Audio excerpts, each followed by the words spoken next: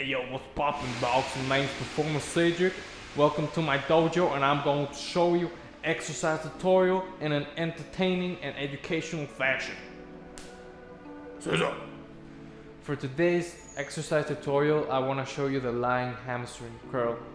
I think this is quite an important movement to train, everything that has to do with knee flexion, because it's quite popular to train movements like squats, bends, or hinges for legs development, whether it's for power, building muscle, and so on.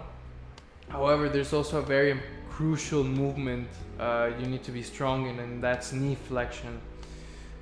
That means driving your heel towards your butt, because especially when it comes to training the hamstring muscle, you have to realize that it's biarticular, because it crosses two joints, the hip and the knee, and it has different functions at both levels.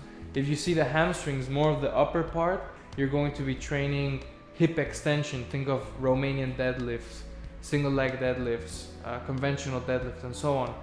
Now, the lower part, that has to do more with knee flexion, and that's when you see things like Nordic curls and sprints.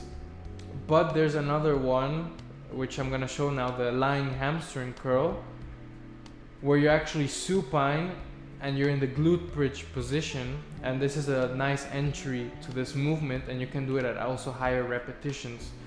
And there's different ways to do this with different equipment. So you have either you can do it on the Swissball, or you can do it with sliders. Personally, I prefer with a Swissball than the sliders, because you can really use the whole foot to come forward, and with the sliders it can get a bit uneven with both feet. I'm still gonna show both, but for demonstration purposes I'm gonna start with the Swissball. So essentially the movement, you're gonna be in a glute bridge position, and also the placement of your arms is going to have an impact on also the difficulty, right? If your arms are here, you can engage a bit of your lats to support you. If your arms are here and they're supinated, this means your palms are facing the sky, it's gonna be harder, and then this would be hardest because you're using absolutely no arm movement. Now, the setup is you wanna maintain your hips extended throughout the entirety of the movement, right? This would be the initial position. Then all you want to think of doing is pulling your heels to your butt without dropping the pelvis, which would look like this. Oh my god, I already feel a huge cramp on my left hamstring. So you pull and you slowly drive it back. You pull and you slowly drive it back. Common mistake that people make is that they drop their pelvis and they're just doing this, and this is not really doing absolutely anything. You really want to have your hips extended as high up as possible for the entirety of the movement. And also it's important that you slow down the eccentric. That's gonna get way more contraction of the hamstrings.